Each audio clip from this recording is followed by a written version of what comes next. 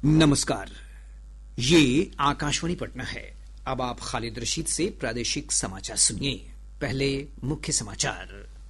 राज्य में दाखिल खारिज की नई व्यवस्था आज से लागू। एक ही आवेदन पर परिवार के सभी हिस्सेदारों के नाम पर हो सकेगी बंटवारा भूमि की जमाबंदी।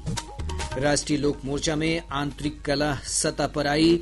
पार्टी विधायक रामेश्वर महतो ने कहा, पुत्र मोह में गलत निर्णय ले रहा है पार्टी नेतृत्व। प्रधानमंत्री नरेंद्र मोदी कल मन की बात कार्यक्रम की 129वीं कड़ी में देश विदेश के लोगों के साथ अपने विचार साझा करेंगे। प्रदेश के अधिकांश भागों में कड़ाके की ठंड और घने कोहरे से जनजीवन बुरी तरह प्रभावित। मौसम विभाग ने अगले 3 दिनों के लिए शीत दिवस का ऑरेंज अलर्ट किया जारी। और दशमेश गुरु गोविंद सिंह जी महाराज के 359वें प्रकाश पर्व को लेकर तख्त श्री हरिमंदिर पटना साहिब में विशेष दीवान का आयोजन। अब समाचार विस्तार से। उप मुख्यमंत्री सह राजस्व एवं भूमि सुधार मंत्री विजय कुमार सिन्हा ने कहा है कि राज्य में आज से एक ही आवेदन के आधार पर पूरे परिवार की जमीन की जमाबंदी की प्रक्रिया शुरू कर दी गई है। पटना में पत्रकारों से बातचीत करते हुए श्री सिन्हा ने बताया कि बिहार भूमि पोर्टल पर बंटवारा दाखिल खारिज की नई व्यवस्था लागू कर दी गई है। अब खतियानी भूमि के बंटवारे के बाद एक ही आवेदन के आधार पर सभी हिस्सेदारों के नाम से दाखिल खारिज किया जाएगा। इससे आम लोगों को अनावश्यक कठिनाइयों से मुक्ति मिलेगी। एक नई पहल की शुरुआत आज की जा रही है। बंटवारा दाखिल खारिज पोर्टल की शुरुआत। बारीक बंटवारा अब आसान हो जाएगा। बंटवारा दाखिल खारिज की व्यवस्था आज 27 दिसंबर से एक नए रूप में लागू किया जा रहा है। बिहार राजस्व सेवा संघ ने मुख्यमंत्री नीतीश कुमार को पत्र लिखकर उप मुख्यमंत्री सह राजस्व एवं भूमि सुधार मंत्री विजय कुमार सिन्हा की भाषा शैली को लेकर शिकायत की है। संघ ने कहा है कि जनता दरबार के नाम पर उप मुख्यमंत्री राजस्व कर्मियों और अधिकारियों को लगातार अपमानित कर रहे हैं। संघ ने इस पर तुरंत रोक नहीं लगाने की स्थिति में काम बंद करने की चेतावनी दी है। इधर उप मुख्यमंत्री विजय कुमार सिन्हा ने कहा कि वे जनहित में कड़े निर्णय लेने का सिलसिला जारी रखेंगे। श्री सिन्हा ने कहा कि उन्हें बिहार राजस्व सेवा संघ की ओर से ऐसा कोई शिकायती पत्र नहीं मिला है। राष्ट्रीय लोक मोर्चा में परिवारवाद को लेकर आंतरिक कलह सतह पर आ गई है। पार्टी के 3 विधायकों ने केंद्रीय नेतृत्व के खिलाफ मोर्चा खोल दिया है। पार्टी विधायक रामेश्वर महतो ने कहा कि पुत्र मोह में आकर नेतृत्व पार्टी के सिद्धांतों को तिलांजलि दे रहा है। उन्होंने कहा कि यदि समय अनुकूल निर्णय नहीं होते हैं तो वे अलग रास्ता चुन सकते हैं। मुझे लगता है कि जो 4 विधायक थे, चारों में से किन्हीं को भी बना सकते थे और बेटा के लिए इंतजार किया जा सकता था। ऐसी कोई समस्या और ऐसी कोई मजबूरी नहीं थी कि इतना जल्दी आप पूरे परिवार को एक साथ समाहित कीजिए राजनीति में। मुझे लगता है कि नेता को पुनः विचार करना चाहिए अपने फैसले पे और उसमें सुधार हो सके तो करना चाहिए, जिससे कि पार्टी के कार्यकर्ता, पार्टी के नेता सबके हित में हो। इधर रालोमू नेता और पंचायती राज मंत्री दीपक प्रकाश ने पार्टी में टूट के सवाल को टाल दिया। पत्रकारों के सवाल के जवाब में उन्होंने केवल इतना कहा कि विपक्ष ख्याली पुलाव बना रहा है। विभाग से जुड़े किसी भी सवाल को पूछ सकते हैं। विपक्ष की बात पूछ रहे हैं तो विपक्ष तो ख्याली पुलाव पकाने में माहिर है, तो पकाते हैं। विकासशील इंसान पार्टी के प्रमुख मुकेश सहनी ने राज्य सरकार पर विपक्षी दलों के नेताओं को परेशान करने का आरोप लगाया है। श्री सहनी ने पटना में पत्रकारों से बातचीत करते हुए कहा कि राज्य सरकार लोगों के हित के काम नहीं कर अपना पूरा फोकस विपक्ष की आवाज दबाने में लगा रही है। उन्होंने कहा कि राबड़ी देवी को आवास खाली करने का निर्देश इसी का हिस्सा है। सरकार के पास कोई काम करने के लिए विजन नहीं है, जिससे राज्य के लोगों को किसी को कोई मतलब नहीं है, वो काम ये सरकार कर रहे हैं। लोगों को घर से बेघर करना, चाहे वो नेता हो या आम जनता हो, गरीब हो। 2 दशक से राबड़ी जी इस आवास में रह रहे हैं, देख रहे हैं कि किस तरीके से उनको परेशान किया जा रहा है। जो अभी एनडीए की सरकार है वो विपक्ष का आवाज को दबाने का कोशिश कर रहे हैं, उनको डराना धमकाना का कोशिश कर रहा है, लेकिन हम लोग डरने वाले नहीं है। प्रधानमंत्री नरेंद्र मोदी कल पूर्वाह्न 11 बजे आकाशवाणी पर मन की बात कार्यक्रम में देश विदेश के लोगों के साथ अपने विचार साझा करेंगे। यह कार्यक्रम की 129वीं कड़ी होगी। मन की बात का प्रसारण आकाशवाणी और दूरदर्शन के पूरे नेटवर्क पर किया जाएगा। इसके अलावा आकाशवाणी की वेबसाइट तथा news on AIR mobile app पर भी यह उपलब्ध होगा। कार्यक्रम को प्रसार भारती के वेब्स OTT प्लेटफॉर्म पर भी सुना जा सकता है।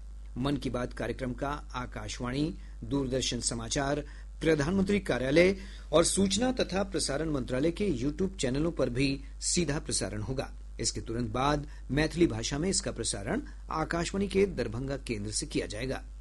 इसी प्रसारण को दोबारा रात्रि 8 बजे से भी सुना जा सकता है। वर्ष 2025 भारत की विकास यात्रा में एक निर्णायक अध्याय के रूप में जाना जाएगा। इस वर्ष ने नीतियों को प्रगति में बदलते और इरादों को साकार होते देखा है।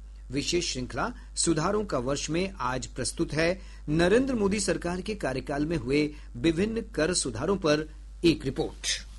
भारत का कर इतिहास देश और उसके नागरिकों के बीच बदलते रिश्ते का एक दर्पण है। 1930 में महात्मा गांधी द्वारा चुनौती दिए गए दमनकारी नमक कर से लेकर 1970 के दशक में 97.5% तक लगने वाले आयकर दरों तक अत्यधिक टैक्स ने अविश्वास, डर के कारण नियमों का पालन और बड़े पैमाने पर कर चोरी को बढ़ावा दिया था। मोदी सरकार के कार्यकाल में हुए विभिन्न कर सुधार इस परंपरा में एक स्पष्ट बदलाव को दर्शाते हैं। 2014 से पहले इतने सारे टैक्स थे, यानी एक प्रकार से टैक्स का जंजाल था और उसके कारण बिजनेस की कॉस्ट और परिवार का बजट दोनों ही कभी भी संतुलित नहीं हो पाते थे।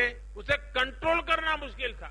1000 रुपये की शर्ट पर 170 रुपये टैक्स लगता था। साल 2017 में जब हम GST लाए तो आने के बाद पहले GST में 117 से कम होकर के 50 हो गया और अब 22 सितंबर को लागू हुए रेट्स के बाद 1000 रुपये के उसी शर्ट पर सिर्फ 35 रुपये टैक्स के रूप में देने होंगे। भारत ने 60 लाख रुपए से अधिक की अब तक की सबसे बड़ी दिवाली बिक्री, नवरात्रि में मजबूत मांग और अक्टूबर में रिकॉर्ड ऑटोमोबाइल बिक्री दर्ज की। दूसरी ओर आयकर में छूट की सीमा 2014 में 2 लाख रुपए से बढ़ाकर 2025 में 12 लाख रुपए कर दी गई, जिससे मध्यम वर्ग को बड़ी राहत प्राप्त हुई है। यह कर सुधार भारतीय अर्थव्यवस्था और नीति निर्माण में विश्वास, सरलता और पारदर्शिता लाकर विकास और अनुपालन को बढ़ावा दे रहे हैं। ईशानी यादव के साथ आदर्श, आकाशवाणी समाचार, दिल्ली।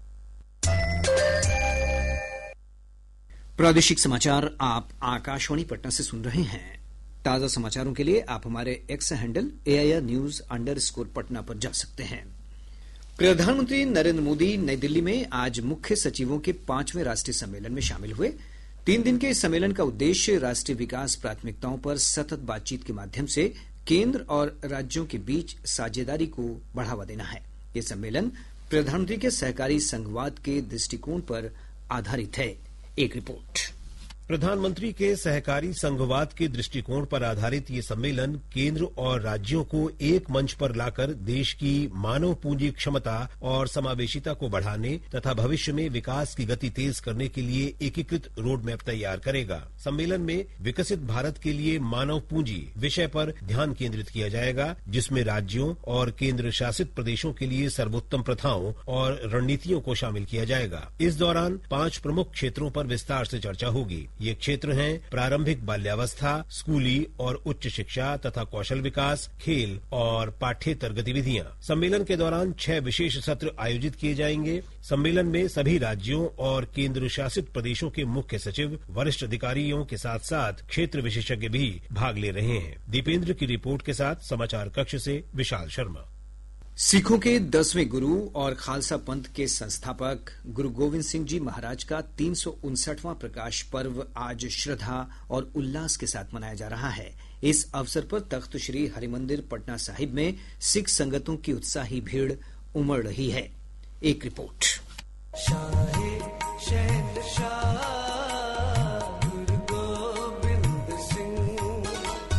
तख्त श्री हरिमंदिर पटना साहिब सबद कीर्तन और गुरुवाणी से गुंजायमान है। यहाँ विशेष दीवान सजाया गया है। मौका है दशमेश गुरु श्री गुरु गोविंद सिंह जी महाराज के जन्मोत्सव का। सन 1666 में गुरु महाराज का जन्म श्री गुरु तेग बहादुर जी और माता गुजरी जी के घर यही पटना साहिब में हुआ था। पंजाब के श्री आनंदपुर साहिब जाने से पहले गुरु गोविंद सिंह जी ने अपना शुरुआती समय भी इसी पावन भूमि पर बिताया। इस पुण्य अवसर पर रागी जत्थे विभिन्न गुरुद्वारों, गुरु का बाग, गुरुद्वारा मैनी संगत और गुरुद्वारा बाल लीला में गुरु गोविंद सिंह जी के जीवन, उनके बलिदान तथा उनके साहिबजादों और माता गुजरी जी की शहादत को दर्शाते हुए सबद कीर्तन का गायन कर रहे हैं। भारत और विदेश से हजारों श्रद्धालु गुरु जी की शिक्षाओं और इंसानियत की रक्षा के लिए उनके परिवार द्वारा दिए गए अतुलनीय बलिदानों का स्मरण करते हुए गुरुद्वारों में नतमस्तक हो रहे हैं। प्रकाश पर्व में भाग लेने के लिए बड़ी संख्या में पटना साहिब पहुंची संगत निहाल हो रही है। आकाशवाणी समाचार के लिए पटना से आशीष रंजन।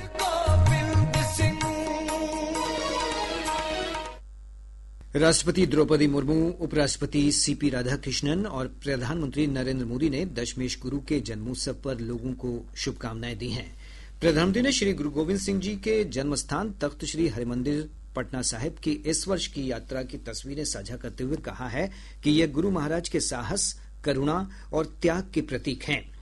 दशमेश गुरु गुरु गोविंद सिंह जी महाराज के 359वें प्रकाश पर्व पर राज्यपाल आरिफ मोहम्मद खां और मुख्यमंत्री नीतीश कुमार ने आज तख्त श्री हरिमंदिर जी परिसर पटना साहिब पहुंचकर मत्था टेका और राज्य के सुख शांति की कामना की। राज्यपाल ने अपने संदेश में कहा है कि गुरु गोविंद सिंह जी शौर्य, साहस और त्याग की प्रतिमूर्ति थे। मुख्यमंत्री नीतीश कुमार ने कहा है कि गुरु गोविंद सिंह जी महाराज का जीवन संपूर्ण मानवता के लिए प्रेरणादायी है। सर्द पछुआ हवा के प्रभाव से प्रदेश के अधिकतर हिस्सों में शीत दिवस की स्थिति बनी हुई है। कड़ाके की ठंड और घने कोहरे के चलते आम जनजीवन प्रभावित हुआ है। अधिकांश स्थानों का न्यूनतम तापमान 10 डिग्री सेल्सियस से नीचे चला गया है। मौसम विभाग ने अगले 3 दिनों तक राज्य के उत्तर पश्चिम, उत्तर मध्य और दक्षिणी हिस्सों के विभिन्न जिलों में शीत दिवस का ऑरेंज अलर्ट जारी किया है। 27 दिसंबर 2025 को राज्य के उत्तर, दक्षिण पश्चिम और दक्षिण मध्य भागों के जिलों के कुछ स्थानों में शीत दिवस जैसी स्थिति होने की संभावना है। राज्य के उत्तर, दक्षिण पश्चिम और दक्षिण मध्य के जिलों के कुछ स्थानों में घना कोहरा छाये रहने की संभावना है। अगले 5 दिनों के दौरान राज्य के शेष भाग के कुछ स्थानों में मध्यम से घना स्तर का कोहरा छाये होने की संभावना है। विभाग की रिपोर्ट के अनुसार पिछले 24 घंटों के दौरान 5.2 डिग्री सेल्सियस न्यूनतम तापमान के साथ गया राज्य का सबसे ठंडा स्थान रहा। इधर घने कोहरे के कारण दृश्यता का स्तर कम होने से सड़क, रेल और हवाई यातायात प्रभावित हो रहा है। पटना, दरभंगा और पूर्णिया हवाई अड्डे से कई उड़ानें रद्द कर दी गई और कई उड़ानें देर से परिचालित की जा रही हैं। वहीं लंबी दूरी की कई रेलगाड़ियों का परिचालन भी काफी विलंब से हो रहा है। गोपालगंज जिले के प्रसिद्ध सिद्धपीठ थावे दुर्गा मंदिर में चोरी के मामले के आरोपी को थावे थाना के रिखई टोला में पकड़ने गई एसआईटी टीम पर अपराधियों ने गोलीबारी की। पुलिस की जवाबी कार्रवाई में गोली लगने से इज़मामुल आलम नाम का अपराधी घायल हो गया। मधुबनी में आयोजित राज्य स्तरीय युवा उत्सव के नवाचार एवं विज्ञान मेला में सहरसा जिले ने बिहार में प्रथम स्थान हासिल किया है। अररिया के आरएस थाना क्षेत्र अंतर्गत हरियाबाड़ा में पुलिस ने छापेमारी कर 380 किलो गांजा के साथ 3 तस्करों को गिरफ्तार कर लिया। और अब अंत में मुख्य समाचार एक बार फिर। राज्य में दाखिल खारिज की नई व्यवस्था आज से लागू। एक ही आवेदन पर परिवार के सभी हिस्सेदारों के नाम पर हो सकेगी बंटवारा भूमि की जमाबंदी। राष्ट्रीय लोक मोर्चा में आंतरिक कला सतह पर आई। पार्टी विधायक रामेश्वर महतो ने कहा, पुत्र मोह में गलत निर्णय ले रहा है पार्टी नेतृत्व। प्रधानमंत्री नरेंद्र मोदी कल मन की बात कार्यक्रम की 129वीं कड़ी में देश विदेश के लोगों के साथ अपने विचार साझा करेंगे। प्रदेश के अधिकांश भागों में कड़ाके की ठंड और घने कोहरे से जनजीवन बुरी तरह प्रभावित। मौसम विभाग ने अगले 3 दिनों के लिए शीत दिवस का ऑरेंज अलर्ट किया जारी। और दशमेश गुरु गुरु गोविंद सिंह जी महाराज के 359वें प्रकाश पर्व को लेकर तख्त श्री हरिमंदिर पटना साहिब में विशेष दीवान का आयोजन। इसके साथ ही आकाशवाणी पटना से प्रसारित प्रादेशिक समाचार का ये अंक समाप्त हुआ। आकाशवाणी पटना से अगला समाचार बुलेटिन प्रातः 8:48 से प्रसारित किया जाएगा। नमस्कार।